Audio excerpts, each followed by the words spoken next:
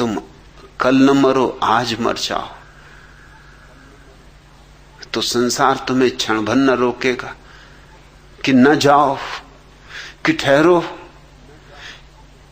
कि कुछ देर तो ठहरो, तुम्हारे बिना कैसे चलूंगा, कि तुम्हारे बिना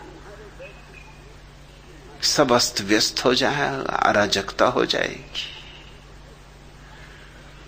तुम नहीं तो फिर जिंदगी कहां? रुक जाओ, ठहर जाओ थोड़ी देर और, जरा संभल लेने दो, परिपूरक खोज लेने दो, फिर चले जाना। ऐसी जल्दी क्या है? कल के मरते आज मर जाओ, संसार को क्या पड़ी है? कुछ अंतर ही नहीं पड़ता। कितने लोग आए, कितने लोग गए, कितने लोग आते रहे जाते रहे, कितने लोग आते रहेंगे जाते रहेंगे। संसार अपनी जगह है, संसार तुम्हें पकड़ता नहीं, तुम संसार को पकड़े हुए हो, इसलिए छोड़कर कहां भाग रहे हो। अगर पकड़ने की आदत तुम्हारी है तो तुम्हारे साथ चली जाएगी, उसे कैसे छोड़ोगे? वह तो भीतर है। तो हो सकता है महल छोड़ दो, झोंपड़ा पकड़ लोगे, सिंहासन छोड़ दो, लंगोटी पकड़ लोगे, तिजोरियां छोड़ दो, भिक्षा पात्र पकड़ लोगे, राज्य छोड़ दो, कुछ अंतर ना पड़ेगा। एक वृक्ष के नीचे बैठ रहोगे, उस पर कब्जा कर लोगे कि ये मेरा वृक्ष, इसके नीचे कोई और अड्डा ना जमाए, किसी और की धुनी ना लगे। पकड़ोगे तुम जरूर, क्योंकि पकड़ कहीं यूं जाती है। पकड़ तो केवल समझ से जाती। इसलिए मैं अपने सन्यासी को कहता हूं, भागना मत। भागना है भय, और भय तो कायरता है, और कायर तो संसार भी नहीं पा सकता, सत्य को क्या खाक पाएगा। इसलिए मेरे मन में भगोड़ों के प्रति कोई आदर नहीं, कोई सम्मान नहीं। वे चाहे कितने ही बड़े भगोड़े रहे हो, और चाहे उन्होंने कितने ही लोगों को प्रभावित कर दिया हो। लोग तो अपने से विपरीत व्यक्ति से प्रभावित हो जाते। एक आदमी सिर के बल खड़ा हो जाए और भीड़ लग जाएगी। अब यूं सिर के बल खड़ा होना कोई बड़ी बात नहीं, कोई भी मूढ़ कर सकता है। सच तो यह सिवाय मूढ़ के और कौन करेगा। अगर परमात्मा को तुम्हें सिर के बल ही खड़ा करना था तो उसने सिर में टांगें उगा दी होती। परमात्मा शीर्षासन में बहुत उत्सुक नहीं।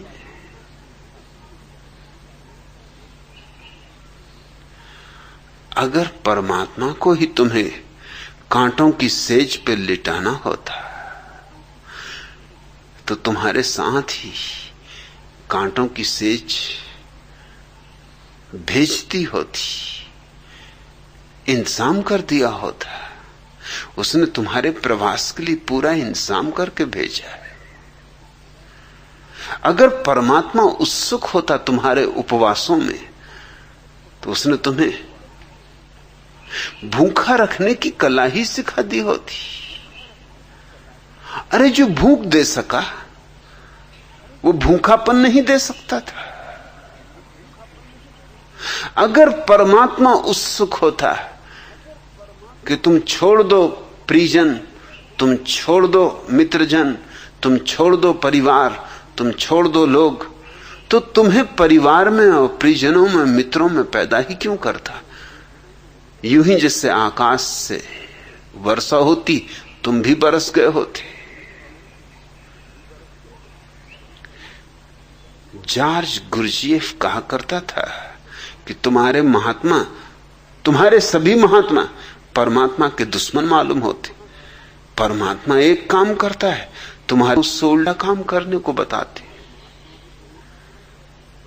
लेकिन राज है, राज यह है कि परमात्मा तो तुम्हें सहज स्वाभाविक बनाता है, महात्मा तुम्हें असहज अस्वाभाविक बनाते हैं, क्योंकि असहज अस्वाभाविक होकर ही तुम आकर्षण के बिंदु बनते हो। लोगों के लिए तुम्हारे प्रति सम्मान तभी पैदा होगा जब तुम कुछ उल्टा करो। अमेरिका में एक विचारक हुआ रॉबर्ट रिपले, वो प्रसिद्ध होना चाहता था। कौन प्रसिद्ध नहीं होना चाहता? चाहता था सारी दुनिया उसे जान ले। गांव में एक बहुत बड़ा सर्कस आया हुआ था। सोचा उसने कि सर्कस इतना प्रसिद्ध है, जग जाहिर है, इसके मैनेजर को जरूर कुछ सूत्र पता होंगे प्रसिद्धि के। तो मैनेजर से उसने अलग से मुलाकात ली और कहा कि मुझे भी कुछ राज बताओ, मैं भी प्रसिद्ध होना चाहता हूं। मैनेजर ने यूं ही मजाक में कहा, सर्कस का ही मैनेजर था, धंधा ही मजाक का था, तमाशबीनी का था। उसने कहा इसमें क्या खास बात है, तुम अपने सिर के आधे बाल कटा लो और चुपचाप बिना कुछ बोले जमीन पर टकटकी बांधे पूरे न्यूयॉर्क की सड़कों पर चक्कर काटते रहो, 3 दिन बाद आना। 3 दिन बाद वो आया तो साथ में अखबारों की बहुत सी कटिंग भी लाया, क्योंकि अखबारों में तस्वीरें ही छप गई। चर्चा हो गई गांव में, घर घर में कि ये कौन है आदमी, आधे सिर के बाल कटाए हुए, कौन प्रसिद्ध ना हो जाएगा। रिप्ले ने मैनेजर को बहुत धन्यवाद दिया और कब आगे के लिए कुछ और बताएं। न्यूयॉर्क में तो जलवा हो गया, डुंडी पिट गई। एक बच्चा ऐसा नहीं है जो न जानता हो। गांव गांव आसपास भी खबर फैलने लगी।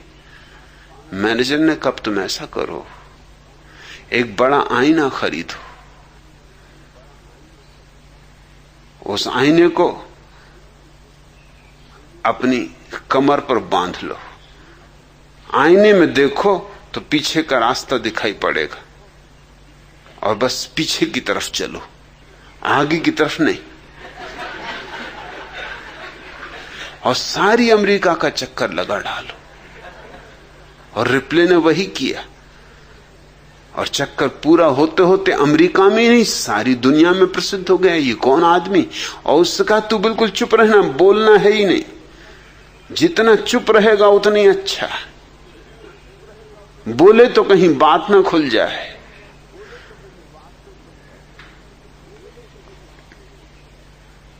बुद्धिमान आदमी का बोलना अच्छा, बुद्धू का चुप रहना अच्छा, क्योंकि बुद्धू चुप रहे तो बुद्धिमान मालूम होता है।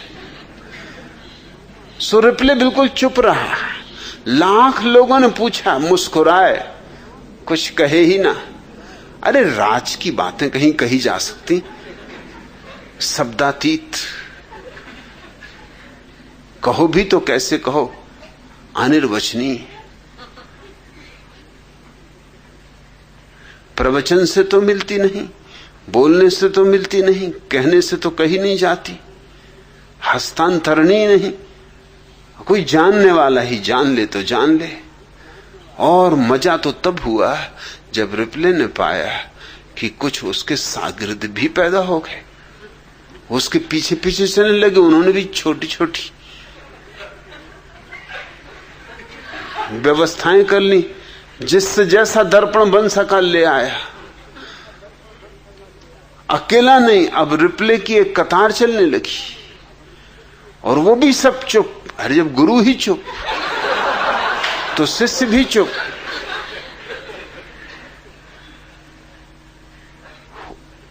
कुछ भी जो सामान्य नहीं, असामान्य है, जो स्वाभाविक नहीं है, अस्वाभाविक है, उससे लोग प्रभावित होते। लोगों को प्रभावित करना अहंकार की बड़ी गहरी अभिप्सा है। ये जो भगोड़े हैं, इनसे लोग प्रभावित हुए। इनसे प्रभावित होने का कुल कारण इतना था कि ये कुछ कर रहे थे जो अस्वाभाविक था। स्वाभाविक आदमी से कौन प्रभावित होगा? जापान का एक सम्राट सद्गुरु की तलाश कर रहा था। बहुत तलाश की, सद्गुरु न मिला सो न मिला। जो जो नाम ज्ञात थे, परिचित थे, पहचाने थे, वहां वहां गया, लेकिन तृप्ति न हुई। अपने बूढ़े वजीर से पूछा कि मैं तो युवा हूं, तुम तो बूढ़े हुए, तुम्हें तो कुछ पता होगा, कोई तो ऐसा आदमी होगा। वो बूढ़ा हंसने लगा। उसने कहा, आदमी तो हैं, लेकिन तुम न पहचान सकोगे, क्योंकि सच्चा सद्गुरु बिल्कुल सहज स्वाभाविक होगा। उसमें कोई सींग थोड़ी निकले होते जो तुम पहचान लोगे। तुम तलाश कर रहे हो किसी उल्टे सीधे आदमी की। लोग तो मिलेंगे बहुत उल्टे सीधे, मगर जो अभी खुद ही उल्टे सीधे, वो तुम्हें क्या लाख उपाय भी करें तो मार्गदर्शन दे सकेंगे, तुम्हें भी और अस्त व्यस्त कर देंगे। तुम वैसे ही अराजक अवस्था में हो, वो तुम्हें और अराजक कर देंगे। मैं एक आदमी को जानता हूं,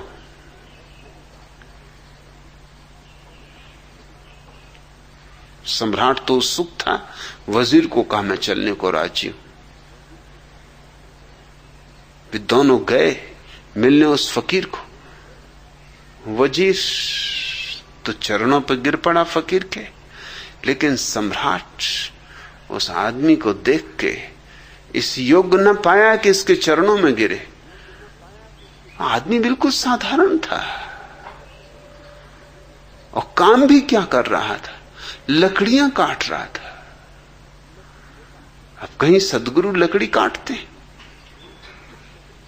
कि कहीं महावीर लकड़ी काटते मिल जाएं, कि बुद्ध लकड़ी काटते मिल जाएं। सद्गुरु कहीं लकड़ियां काटते। सम्राट ने अपने वजीर से कहा कि यह आदमी लकड़ियां काट रहा है, इसकी क्या खूबी है? वजीर ने कहा, इसकी यही खूबी है, इसी से पूछो कि इसकी साधना क्या है। तो पूछा फकीर से कि तेरी साधना क्या है। फकीर कोई और न था, ज़ेन सद्गुरु था बुकोज। उसने कहा, मेरी कोई साधना नहीं, जब भूख लगती है तो भोजन कर लेता हूं, और जब नींद आती तो सो जाता हूं। मेरी कोई और साधना नहीं। सम्राट ने कहा, लेकिन ये कोई साधना हुई? ये भी कोई साधना हुई? यह तो हम सभी करते हैं, जब भूख लगती भोजन करते, जब नींद आती सो जाते। बोकुज ने कहा कि नहीं, इतने जल्दी निष्कर्ष ना लो। कई बार तुम्हें भूख नहीं लगती और तुम भोजन करते हो, और कई बार तुम्हें भूख लगती है और तुम भोजन नहीं करते, और कई बार तुम्हें नींद आती है और तुम सोते नहीं, और कई बार तुम्हें नींद नहीं आती और तुम सोने की चेष्टा करते हो। इतना ही नहीं, तुम जब भोजन करते हो तब और भी 1000 काम करते हो। यंत्रवत भोजन करते रहते हो और मन न मालूम किन किन लोकों में भागा रहता है। और जब तुम सोते हो तब तुम सिर्फ सोते ही नहीं, कितने कितने सपने देखते हो, कहां कहां नहीं जाते, क्या क्या नहीं करते। मन का व्यापार जारी रहता है। मैं जब भोजन करता हूं तो सिर्फ भोजन ही करता हूं, बस भोजन ही करता हूं। उस वक्त भोजन करने के सिवाय भूख हुजूम में और कुछ भी नहीं होता। और जब सोता हूं तो सिर्फ सोता हूं, उस समय सोने के सिवाय भूख हुजूम में और कुछ भी नहीं होता। और जब मुझे नींद आती तो मैं एक क्षण भी टालता नहीं, तत्क्षण सो जाता।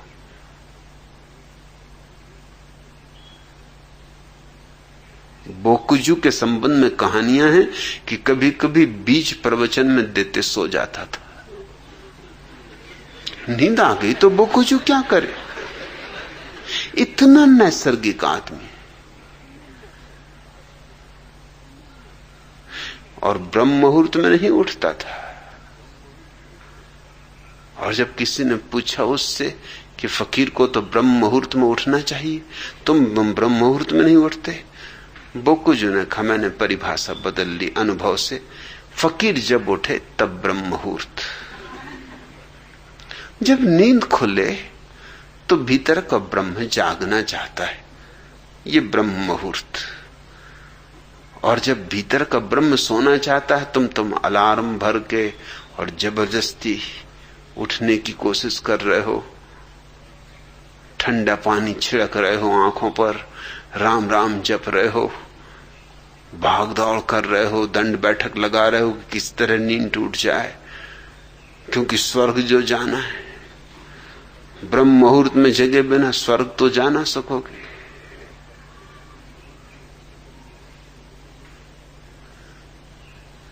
बोकुजू कहता, जब नींद खुल गई तब ब्रह्म मुहूर्त।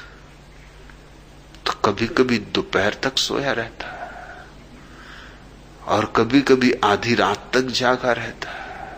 जब नींद आएगी तब सोएगा, जब भूख लगी तो भोजन करेगा। कभी कभी दिन 2 दिन बीत जाते और भोजन न करता, वह उपवास न था। और कभी कभी दिन में 2 बार भोजन करता।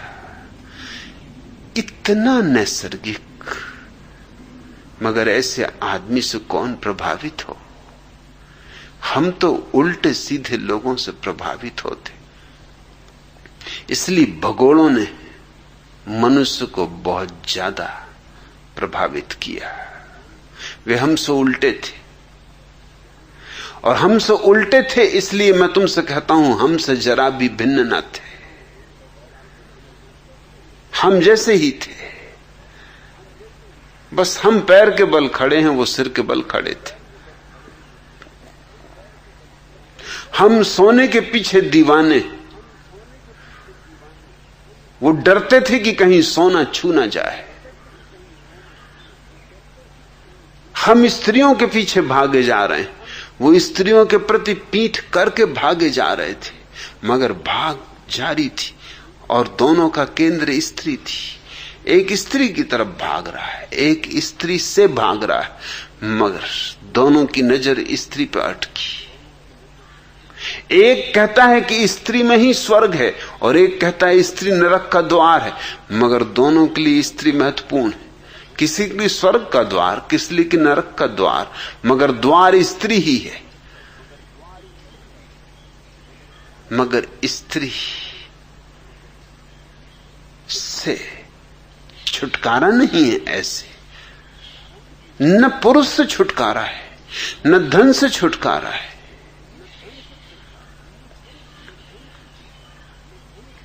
विश्राम बनाने के लिए, विराम में जाने के लिए पक्षी घोंसले बनाते हैं, मनुष्य झोंपड़े बनाते हैं या महल बनाते हैं। कुछ बुरा नहीं, बस इतनी ही याद रहे कि उन सीमाओं में आबद्ध न हो जाना। वे सीमाएं तुम्हारी सीमाएं नहीं, कोई सीमा तुम्हारी सीमा नहीं।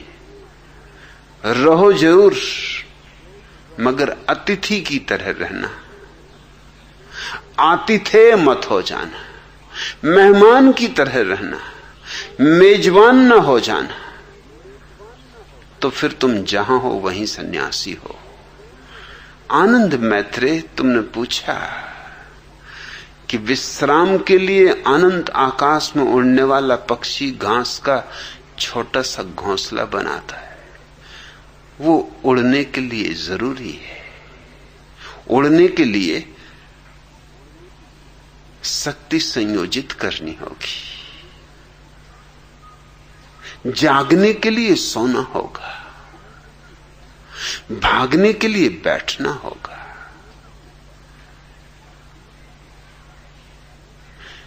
नहीं तो ऊर्जा विनष्ट हो जाएगी। वह घोंसला आकाश का दुश्मन नहीं, संगी साथी है, आकाश का हिस्सा है, आकाश ही है। मगर कोई पक्षी घोंसले को पकड़ के नहीं बैठ जाता।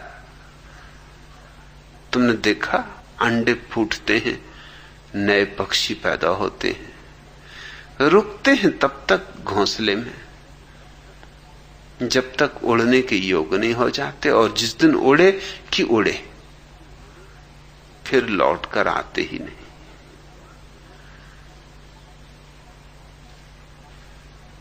फिर घोंसले बनाएंगे जब उनको खुद अंडे रखने होंगे। जरूरत है तो उपयोग करो, संसार का उपयोग करो। संसार नहीं बांधता है। संसार से भागो मत, जागो। तुम कहते हो और विश्राम के लिए आदमी ने पहले गुफा खोजी, फिर झोंपड़ा मकान बनाया, और आज आप अनहद में विश्राम की चर्चा शुरू कर रहे हैं। ये अनहद में विश्राम अंतिम विश्राम है, ये आखिरी घोंसला है। फिर उसके पार और मकान नहीं बनाने पड़ते, शाश्वत घर मिल गया। फिर क्या मिट्टी के घर घूले बनाने, क्या फिर रेत के मकान बनाने जो अभी बनाए और अभी गिरे। फिर क्या क्षणभंगुर में समय को व्यतीत करना है और व्यर्थ करना है। अनहद में विश्राम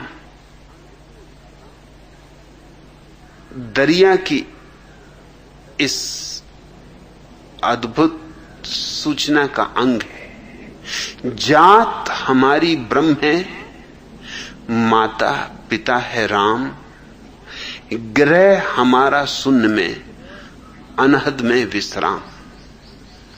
इस सूत्र को समझ लो। यह सूत्र सन्यास का सार है।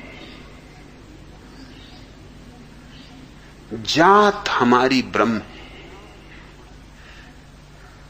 जात का अर्थ होता है जहां से हम जन्मे, जो हमारा वास्तविक जीवन स्रोत है। इसलिए तुम्हारी जात हिंदू नहीं और मुसलमान नहीं और ईसाई नहीं, क्योंकि बच्चा जब पैदा होता है उसे पता ही नहीं होता कि हिंदू है कि ईसाई है कि मुसलमान। बच्चा जब पैदा होता है तो न तो संस्कृत बोलता है, न अरबी बोलता है, न लैटिन न ग्रीक। मैंने सुना है एक फ्रेंच दंपति जिनके बच्चे पैदा नहीं होते थे,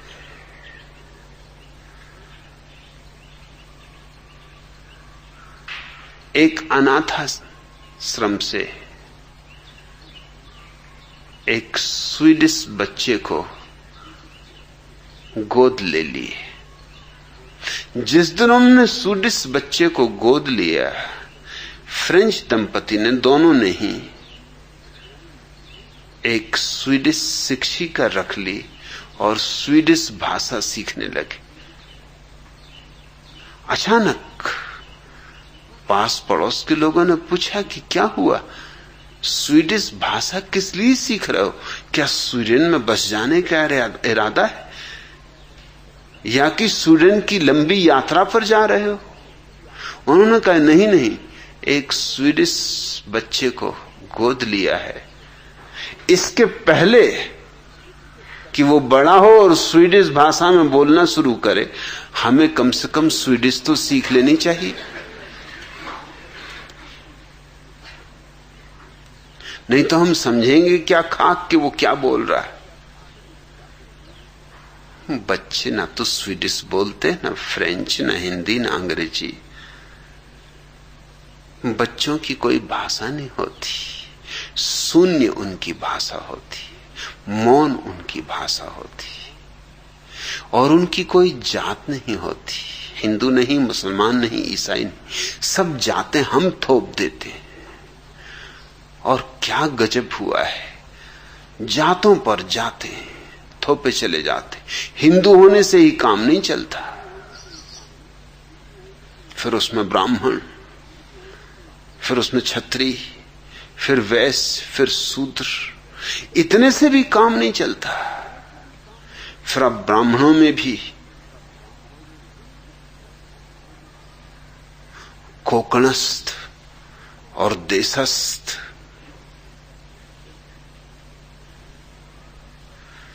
विनोबा भावे से किसी ने पूछा कि आप कोकणस्थ ब्राह्मण हैं या देशस्थ?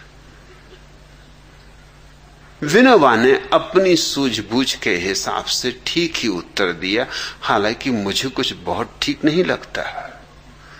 उन्होंने कहा, ना तो मैं कोकणस्थ ब्राह्मण हूं ना देशस्थ, मैं तो स्वस्थ ब्राह्मण।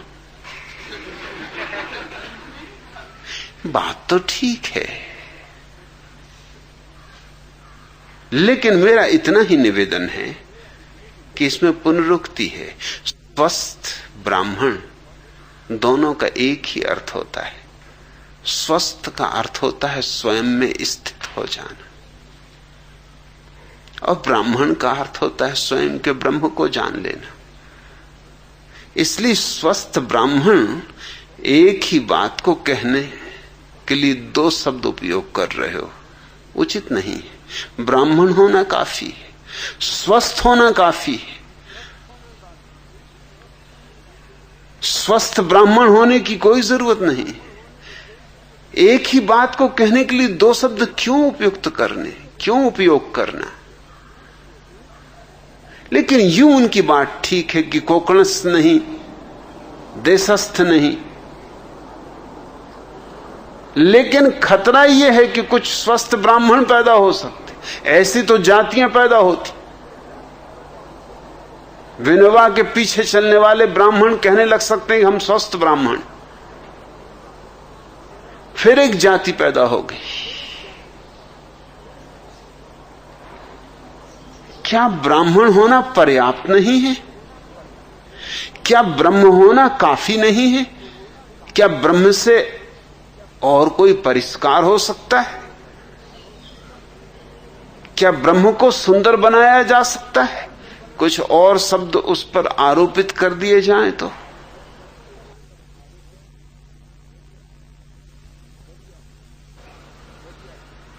दरिया ठीक कहते हैं, जात हमारी ब्रह्म। तो न तो हम हिंदू हैं, न मुसलमान, न ईसाई, न ब्राह्मण, न शूद्र, न क्षत्रिय, न वैश्य। हम ब्रह्म से आए। ब्रह्म का अर्थ है जीवन का स्रोत, इस विराट अस्तित्व का मूल स्रोत। उस ब्रह्म से हमारा आना हुआ है और उसी में हमें लौट जाना है। और जिसने इन दोनों के बीच, आने और जाने के बीच, आवागमन के बीच उसको पहचान लिया, फिर उसका आवागमन मिट जाता है। जिसने जन्म और मृत्यु के बीच अपने भीतर के ब्रह्म को पहचान लिया, फिर उसे दोबारा आने की कोई जरूरत नहीं रह जाती। ये जीवन है ही इसलिए पाठशाला है कि हम अपने भीतर के ब्रह्म के प्रति सजग हो सके, जाग सके,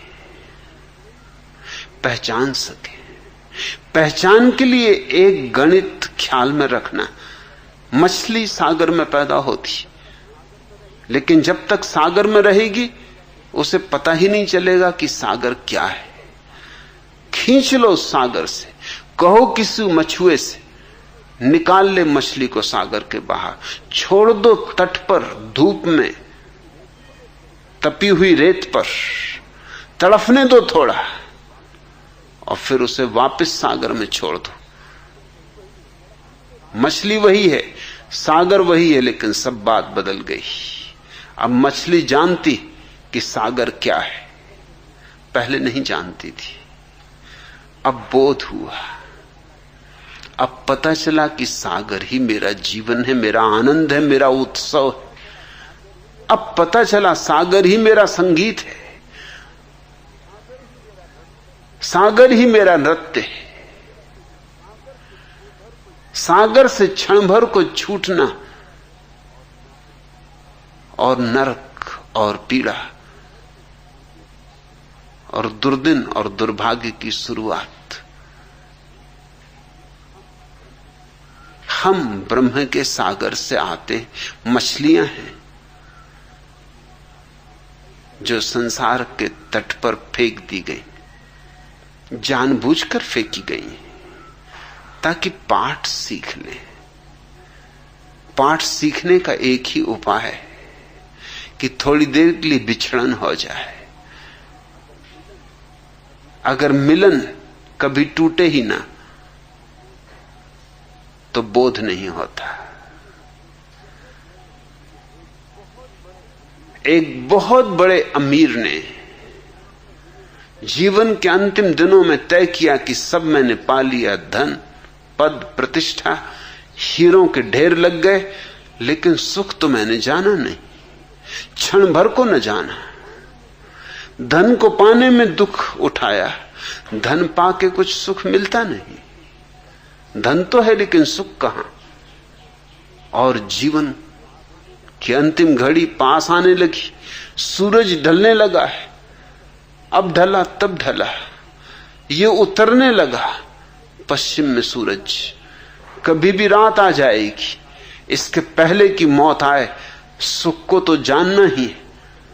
तो उसने एक बहुत बड़ी झोली में बहुमूल्य हीरे जवारात भरे, अपने घोड़े पर सवार हुआ, बहुत फकीरों के पास गया और फकीरों से कहा ये सारा धन देने को तैयार, सुख की एक झलक दिखा दो। मगर कौन सुख की झलक दिखाए, कैसे सुख की झलक दिखाए? उत्सुक तो फकीर भी थे उसके धन को लेने में, और जो उसके धन को लेने में उत्सुक थे वे क्या खाक सुख की झलक दिखाएंगे? अभी तो उनको खुद भी झलक नहीं मिली।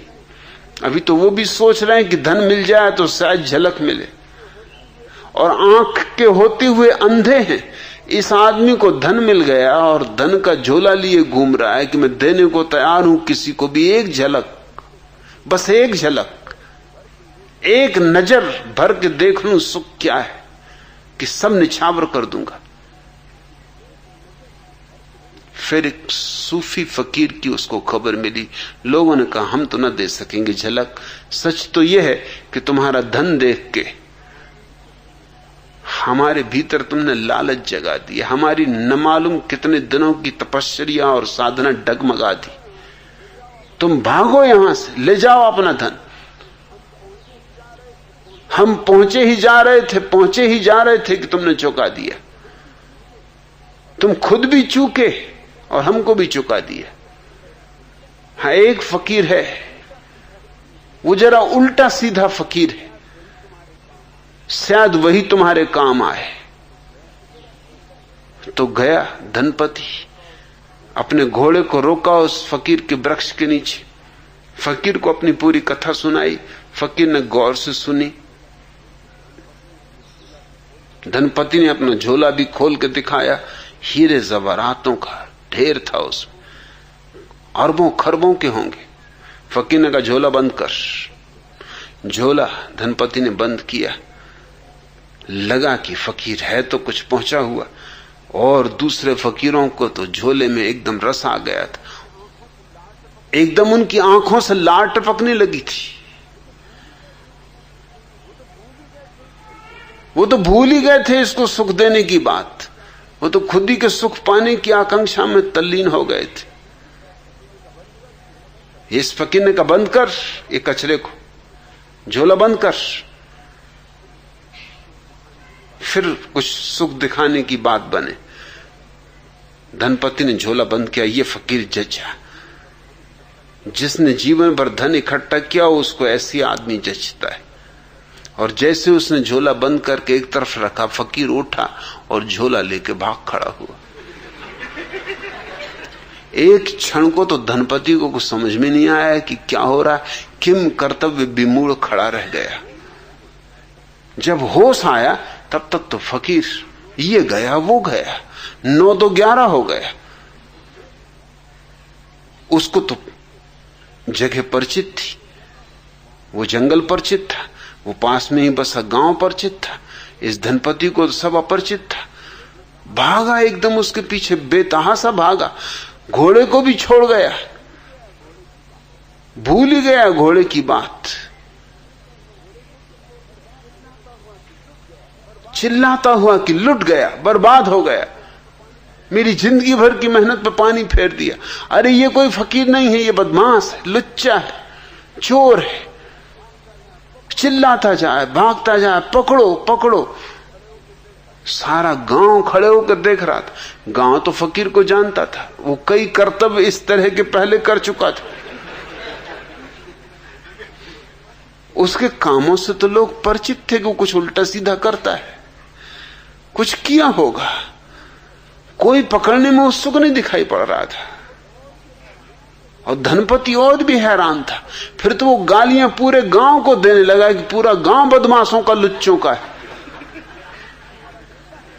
ये फकीर तुम्हारा नेता है या क्या बात है? पकड़ते क्यों नहीं? लोग हंस रहे थे, खिलखिला रहे थे।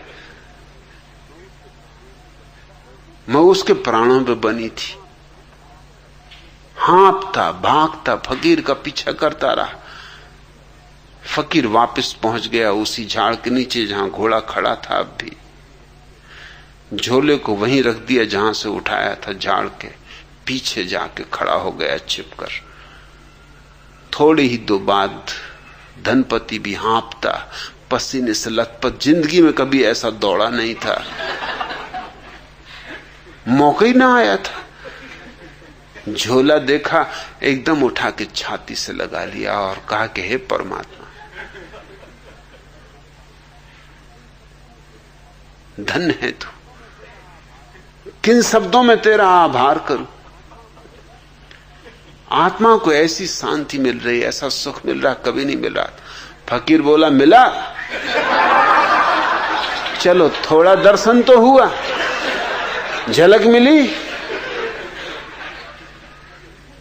ये धनपति को पता नहीं था कि वो झाड़ के पीछे छिपा। फकीर बाहर आ गया, अपनी जगह बैठ गया। उसने कहा देख, तू कहता था झलक दिखा दो, दिखा दी।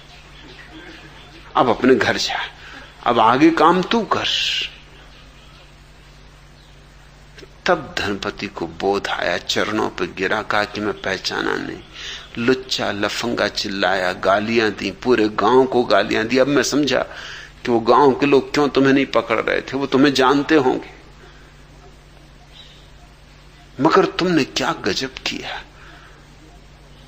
फकीर ने कहा इसके सिवाय कोई रास्ता नहीं था। यही परमात्मा की विधि है और यही समस्त सद्गुरुओं की विधि है। तुमसे जब तक हटा ना लिया जाए तब तक तुम्हें पता ही नहीं चलेगा। अचानक तुम्हें सुख मिल गया। ये झोला तो तुम्हारे पास सदा से था, पहले छाती से लगा कि परमात्मा को धन्यवाद नहीं दिया। आज क्यों धन्यवाद दे रहे हो? थोड़ी देर को मछली सागर से छूट गई। ये संसार एक शिक्षण की व्यवस्था है। इसलिए जिनने तुमसे कहा है संसार छोड़ दो, वो वही लोग हैं जो तुम्हारे बच्चों को समझाएं कि स्कूल छोड़ दो। भाग खड़े हो, ये स्कूल है, इसे छोड़ना नहीं है, यहां कुछ सीखना है। यहां परमात्मा से विरह हो गया हमारा। वो जो हमारा मूल स्रोत है, उद्गम है, ब्रह्म है, उससे हमारा नाता टूट गया है। इस विरह को भोगना है ताकि फिर से मिलन की संभावना बन सके। और विरह के बाद जो मिलन है उसका मजा ही और है।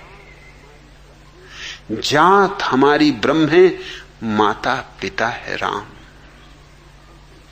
जात भी हमने खो दी, न मालूम क्या क्या बन के बैठ गए। जमीन पर कोई 300 धर्म है और 300 धर्मों में कम से कम 3000 छोटी छोटी जातियां, उपजातियां और न मालूम क्या क्या, कितना जाल फैला दिया है। और जिनको हम भले लोग कहें उनके भीतर भी वही जाल है। शंकराचार्य जैसे व्यक्ति को, जिनको भारतीय सोचते हैं वेदांत की पराकाष्ठा, उनको भी एक शूद्र ने छू दिया तो वो नाराज हो गए। शंकराचार्य पानी फेर दिया सब वेदांत पर। भूल गए सब बकवास कि जगत माया है और ब्रह्म सत्य है। तत्क्षण पता चला शूद्र सत्य है, ब्रह्म वगैरह कोई सत्य नहीं। एक शूद्र ने छू दिया। भूल गए ज्ञान, भूल गए चौकड़ी, एकदम क्रुद्ध हो गए और कहा कि मूढ़, शूद्र होकर तुझे इतनी समझ नहीं कि ब्राह्मण को छू दिया। और मैं अभी गंगा स्नान करके आ रहा हूं। स्नान करके वो चढ़ी रहे थे दशाश्वमेध की सीढ़ियां, तभी उस शूद्र ने छू दिया। सुबह सुबह का अंधेरा, अब मुझे फिर स्नान करना पड़ेगा।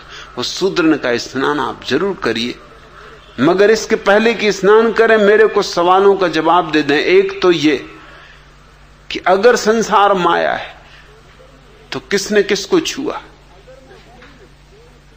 अगर मैं हूं ही नहीं, अगर ये देह भ्रम है तो दो भ्रम एक दूसरे को छू सकते, और अगर छू भी ले भ्रम भ्रम को तो क्या हर्जा है? और तुम्हारा भ्रम पवित्र और मेरा भ्रम अपवित्र। कुछ तो संकोच करो, कुछ तो लाज करो, कुछ तो अपने कहे का ख्याल करो। थूके को इतनी आसानी से तो ना चाटो। फिर मैं ये भी पूछता हूं कि गंगा में स्नान करने से शरीर पवित्र हुआ कि आत्मा पवित्र हुई? पानी शरीर को छुएगा कि आत्मा को? अगर शरीर पवित्र हुआ है तो शरीर क्या पवित्र हो सकता है? क्योंकि शरीर तो मिट्टी है। और तुम ही तो समझाते हो कि शरीर में कुछ भी नहीं। ये सारे महात्मा गण समझाते, खासकर स्त्रियों का शरीर में, क्योंकि ये सब लिखने वाले पुरुष हैं। ये तो बड़ी कृपा है कि स्त्रियों ने शास्त्र नहीं लिखे, लिखना चाहिए उन्हें। सारे पुरुष हैं लिखने वाले, स्त्रियों को तो पढ़ने भी नहीं देते। उनके लिए तो बना दिया है कुछ अलग ही हिसाब। रामायण पढ़ो, सत्यनारायण की कथा पढ़ो, कूड़ा करकट, उपनिषद नहीं। जो कीमती है वह नहीं। क्या स्त्री बुद्धि समझेगी कीमती को? वो तो पुरुषों की बात है। पुरुष पढ़ेंगे उपनिषद और स्त्रियां बाबा तुलसीदास की चौपाइयां रटेंगी। और उन्हीं बाबा तुलसीदास की जो कह गए स्त्रियों को कि ढोल गंवार शूद्र पशु नारी, ये सब ताड़न के अधिकारी, स्त्रियां इन्हीं को घोंट रही। स्त्रियों को वेद पढ़ने की मनाही, और पुरुष स्त्रियों के संबंध में क्या क्या कहते रहे कि स्त्री का शरीर है क्या? मांस, मज्जा, मवाद, खून, वात, पित्त, कफ, जैसे पुरुष के शरीर में कोई हीरे जवाहरात, स्वर्ण भस्मी। ये पुरुष का शरीर आता कहां से? ये आता है स्त्री के गर्भ से। वही वात, पित्त, कफ।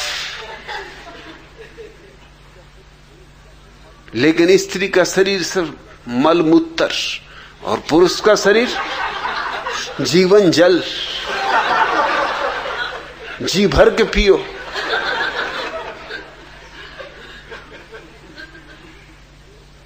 ये देह तो देह है, ये क्या पवित्र होगी? और आत्मा तो पवित्र है ही, उसे कैसे पवित्र करोगे? उस शूद्र ने बड़े बहुमूल्य सवाल उठाए जो बड़े बड़े वेदांती नहीं उठा सके थे। शंकराचार्य अगर किसी व्यक्ति के सामने हतप्रभ हुए तो वह शूद्र था, मगर शंकराचार्य को भी ख्याल नहीं कि जगत को ब्रह्म कह रहे हैं, तो इसका क्या अर्थ होगा? फिर कैसा ब्राह्मण, फिर कैसा शूद्र? जातियों पे जातियां बन गई। बड़ी सेवा में रत हैं लोग, बड़े धार्मिक कार्यों में लगे, मगर मौलिक भ्रांतियां वही की वही। मदर टेरेसा को नोबेल प्राइज मिली क्योंकि उन्होंने गरीबों की बड़ी सेवा की। वह सरासर झूठ बात है, वह सिर्फ पाखंड है, ऊपरी बकवास है, भीतर बात कुछ और है। अनाथालय खोल रखे, विधवा आश्रम खोल रखे। वे तरकीबें हैं कि कैसे स्त्रियां, कैसे अनाथ बच्चे ईसाई हो जाएं, और ईसाई ही नहीं, कैथोलिक ईसाई होने चाहिए। अभी एक प्रोटेस्टेंट परिवार ने अमेरिका से आके मदर टेरेसा से प्रार्थना की कि मैं एक बच्चे को गोद लेना चाहता हूं, हमारा कोई बच्चा नहीं। तो उन्हें फॉर्म दिया गया भरने को, जिस फॉर्म में पहली बात यह थी कि बच्चा तभी गोद मिल सकता है जब आप कैथोलिक ईसाई हो। वो प्रोटेस्टेंट परिवार तो हैरान हुआ। उसने कहा ईसाई हम भी हैं, ईसाई तुम भी हो, थोड़ा सा फर्क है कि हम प्रोटेस्टेंट हैं, तुम कैथोलिक हो, कोई भारी फर्क नहीं। वही बाइबल मानते हम, वही तुम, वही जीसस, वही हम। थोड़े कुछ दो कौड़ी के भेद है, और तुम तो मनुष्य जाति की सेवा में तत्पर हो, तुम्हें क्या फर्क पड़ता है? लेकिन नहीं, प्रोटेस्टेंट परिवार को ईसाई होते हुए भी बच्चा गोद लेने का हक नहीं दिया गया। ये सब जालसाजियां हैं, ऊपर बड़ी ऊंची ऊंची बातें। ये अनाथालय, ये विधवा आश्रम, ये दीन दरिद्रों की सेवा और कुछ भी नहीं है सिवाय कैथोलिक ईसाई धर्म का प्रचार। कैसे कैथोलिकों की संख्या दुनिया में बढ़ जाए। पुराने समय में लोग एक दूसरे से तर्क वितर्क करके तय करते थे कि कौन सही है। फिर बात और बिगड़ी, तर्क वितर्क का जमाना गया, क्योंकि तर्क वितर्क वर्षों लेते हैं फिर भी निर्णायक नहीं होते। कौन निर्णय कर पाया, कौन आस्तिक किसी नास्तिक को समझा पाया है कि ईश्वर है, और कौन नास्तिक किसी आस्तिक को समझा पाया है कि ईश्वर नहीं। कौन जैन हिंदू को समझा पाया है, कौन हिंदू जैन को समझा पाया है, वो समझाने का मामला बहुत लंबा है, इसलिए मुसलमानों ने संक्षिप्त मार्ग लिया, तलवार। कहां की बकवास में पड़े हो, निपटारा अभी करो, नगद करो, जिसकी लाठी उसकी भैंस, जो जीत जाए वो सत्य। सत्यमेव जयते कहते हैं कि सत्य की सदा विजय होती। उन्होंने जरा सा भेद कर लिया, उन्होंने कहा जिसकी विजय होती वही सत्य। थोड़ी सा तो भेद है, कुछ ज्यादा भेद नहीं। मगर तलवार के दिन भी गए, आदमी थोड़ा सभ्य हुआ, उसे ये बात बेहूदी लगी कि जीवन सिद्धांतों का निर्णय तलवार से हो, तो फिर कैसे निर्णय हो? तो फिर कुछ ज्यादा होशियारी की इजादें की गई। सेवा करो, अस्पताल खोलो, अनाथालय खोलो, विधवा आश्रम बनाओ, वृद्धाश्रम बनाओ, कोढ़ियों के पैर दबाओ,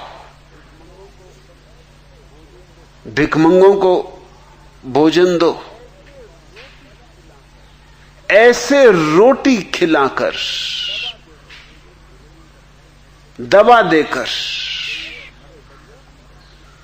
लोगों का धर्म परिवर्तन करो।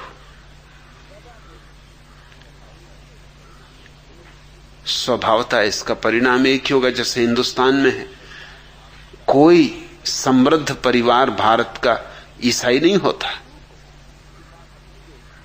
क्यों होगा? जिसके पास अपनी रोटी है, जिसके पास अपना मकान है, जिसके पास अपना धन है, वो क्यों ईसाई होगा? भारत में कौन लोग ईसाई हो गए? आदिवासी, नंगे, भिखमंगे, भूखे, दीन दरिद्र, अनाथ, अपंग, वे सारे के सारे ईसाई हो गए। जातियों पर जातियां, धर्मों पर धर्म, उनके भीतर छोटे छोटे टुकड़े। दरिया कहते हैं एक ही बात याद रखो कि परमात्मा के सिवा न हमारा कोई माता है, न हमारी कोई पिता है, और ब्रह्म के सिवाय हमारी कोई जात नहीं। ऐसा बोध अगर हो तो जीवन में क्रांति हो जाती, तो ही तुम्हारे जीवन में पहली बार धर्म के सूर्य का उदय होता है। गिरे हमारा शून्य में, तब तुम्हें पता चलेगा कि शून्य में हमारा घर है, हमारा असली घर, जिसको बुद्ध ने निर्वाण कहा है, उसी को दरिया शून्य कह रहे हैं। परम शून्य में, परम शांति में, जहां लहर भी नहीं उठती, ऐसी शांत सागर में या शांत झील में, जहां कोई विचार की तरंग नहीं, वासना की कोई उमंग नहीं, जहां विचार का कोई उपद्रव नहीं, जहां शून्य संगीत बजता है, जहां अनाहत नाद गूंज रहा है, वही हमारा घर है, अनहद में विश्राम। और जिसने उस शून्य को पा लिया, उसने ही विश्राम पाया। और ऐसा विश्राम जिसकी कोई हद नहीं, जिसकी कोई सीमा नहीं। अनहद में विश्राम, यही सन्यासी की परिभाषा है। गिरे हमारा शून्य में, अनहद में विश्राम, ये सन्यासी की पूरी परिभाषा आ गई। मगर इसके लिए जरूरी है कि हम जाने, जात हमारी ब्रह्म है, माता पिता है राम। मैं अपने सन्यासी को न तो ईसाई मानता हूं, न हिंदू, न मुसलमान, न जैन, न बौद्ध। मेरा सन्यासी तो सिर्फ शून्य की खोज कर रहा है, सारी दीवारें गिरा रहा है। मेरा सन्यासी तो अनहद की तलाश में लगा है, सीमाओं का अतिक्रमण कर रहा है। घर छोड़ना नहीं है, घर में रहते ही जानना है कि घर मेरी सीमा नहीं। परिवार छोड़ना नहीं है, परिवार में रहते ही जानना है कि परिवार मेरी सीमा नहीं है। बस ये बोध, इस बोध को ध्यान कहो, जागरण कहो, विवेक कहो, सुरति कहो, जो भी शब्द तुम्हें प्रीतिकर हो वह कहो, लेकिन इसे लक्ष्य समझो कि पहुंचना है शून्य में, तभी तुम्हें विश्राम मिलेगा। नहीं तो जीवन एक संताप है, एक पीड़ा है, एक विरह है, विरह की अग्नि। इसमें हम झुलसे जाते, थके जाते, टूटे जाते, बिखरे जाते, उखड़े जाते। हमारे पत्ते पत्ते कुम्हला गए, फूलों के खिलने की तो बात बहुत दूर, हमारी जड़ें सूखी जा रही। और जैसे ही किसी ने शून्य में अपनी जड़ें जमा ली, तत्क्षण हरियाली छा जाती, फूल उमग आते, वसंत आ जाता है, बहार आ जाती, फूलों में गंध आ जाती, भंवरे गीत गाने लगते, मधुमक्खियां गुंजार करने लगती। उस उत्सव की घड़ी में जानना कि जीवन कृतार्थ हुआ है। उसके पूर्व हम व्यर्थ ही जी रहे हैं, उसके बाद ही जीना जीना है, उसके बाद ही मरना मरना है, उसके बाद जीने में भी मजा है और मरने में भी मजा है। उसके बाद जीवन भी एक धन्यवाद है और मृत्यु उसी धन्यवाद की परम ऊंचाई, परम शिखर।